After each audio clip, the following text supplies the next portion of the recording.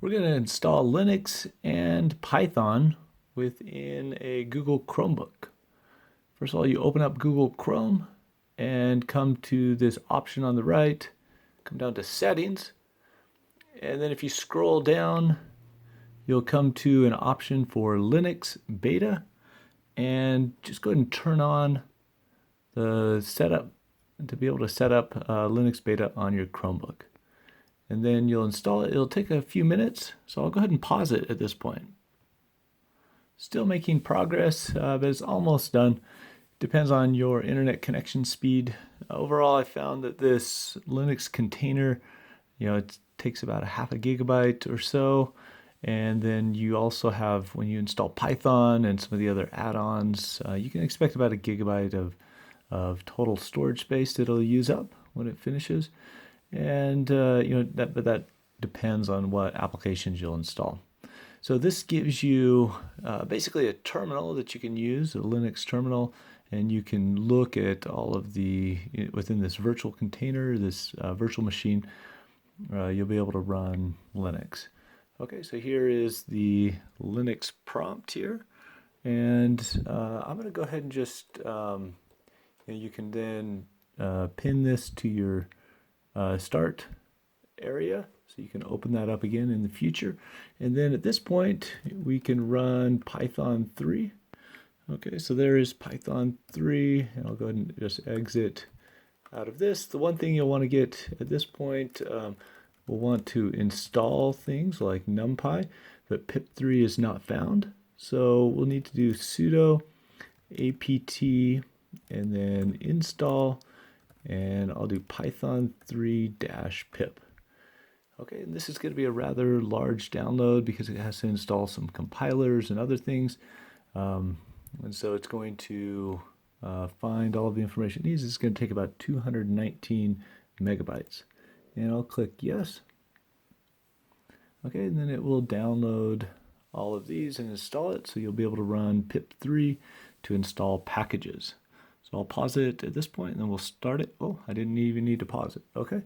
And then let's do pip3 install, and we'll do numpy. Let's see. That did not get that. Okay, I'm going to pause this and just see what's going on with this. Okay, it looks like the error was that it was unable to retrieve some of the packages. So I'm just going to run sudo apt-get, and then we'll do update just to get an update on all of the packages, be able to find all the packages that are needed. Okay, so this is going to go out and update the Debian Linux that's installed here, and okay, it'll update all of the packages, and then hopefully we can start and do the Python 3 pip install again. So let's just go ahead and try this again. Try it one more time just to install it. And it looks like it was unsuccessful last time we tried it. And so I'm just going to try it one more time. And this should take a little bit of time. So I'm going to pause this, and then we'll start again in just a second. Okay, we're almost done installing the Python 3 pip. And then once this is installed, we'll be able to install packages with Python 3. And the first time that I tried it, it was very fast, and there was an error. I was a little bit surprised by how fast it went, so you should expect it to take a little while as it downloads and installs all these additional packages, such as compilers and other things that are required for pip. Okay, so once this is done, then we should be able to do pip3 install numpy. Okay, and then this should work to go out and get numpy. We'll get a couple other packages as well that we typically need with Python.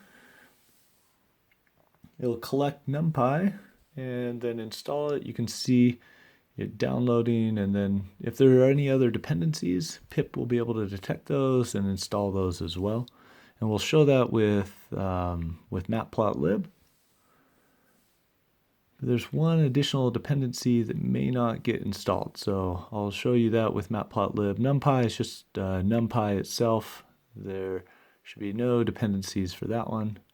And then if we do pip install Matplotlib, I need to do pip3. Okay, this is for Python 3. And then this will go out and get some of the other additional packages that it needs. Okay, so it's going to go and collect Matplotlib, and then you'll see a number of other packages it's going to install as well, because those are dependencies within the Matplotlib. Okay, and once this is done, then you'll see the other packages download and install. And one of the things that we need to test is to see if it will be able to pop up a plot window, a graphics window within this environment, if this is only a command line or if we can actually get some graphics. And so I'll show you how to get some of the graphics. You might have to install an additional package I'll show you.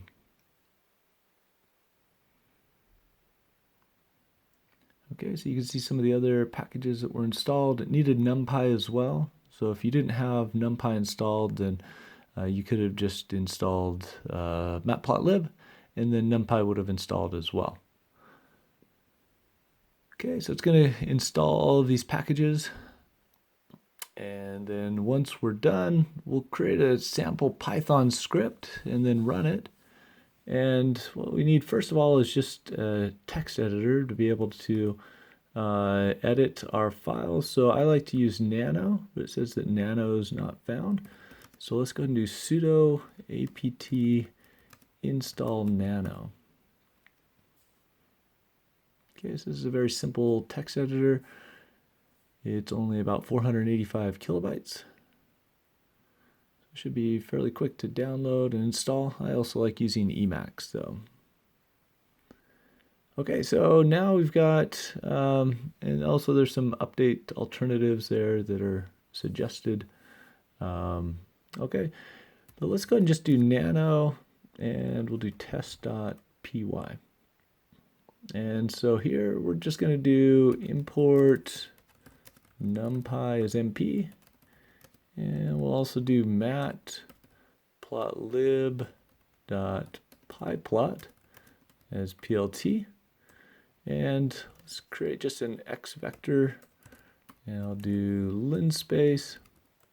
We'll go between 0 and 2 pi.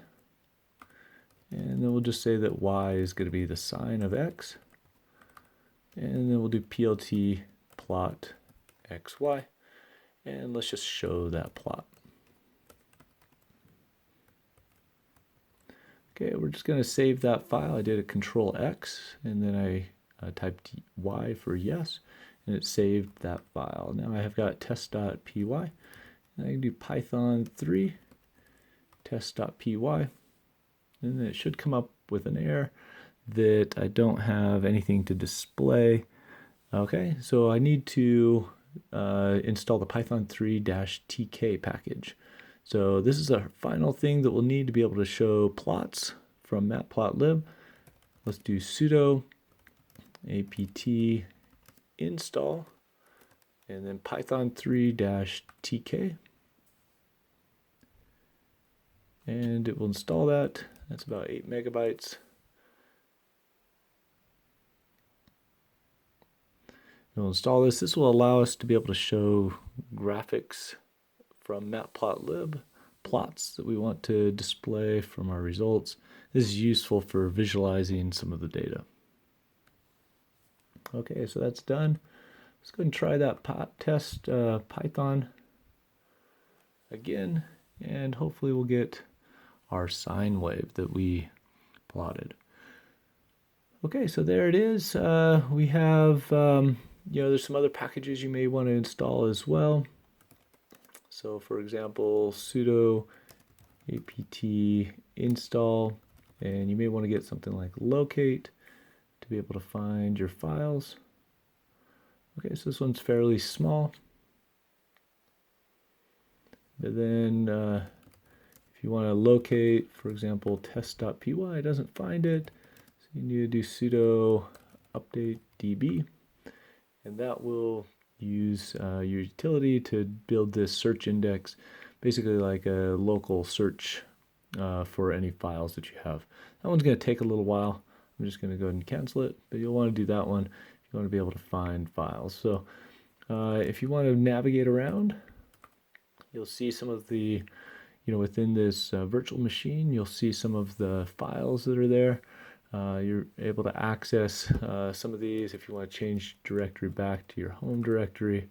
It's here where you have test.py. So this is how you install Debian as a virtual machine with Chrome, and you just use the Chrome option to be able to install this beta version and be able to install Python as well. You see you can download some of the packages like Numpy and Matplotlib and others. It's a full Linux and Python distribution that you can use to run. Now the one thing I will say is that the Python version, it's 3.5.3 versus some of the Python versions that are out there right now are 3.7. So it's just a couple releases back on that, but it should be able to run most of the Python scripts that are out there and others. For example, I'm using TensorFlow and others, and those don't support Python 3.7 yet, and so it's actually preferable to be able to use something like Python 3.5 right now. Okay, I hope that helped. I'm just going to go ahead and exit out of this, and then if you want to bring that up again, you can always just tap this and it will bring up this terminal. Once you do this, you just have the command line right here, and then you'll see your file there as well.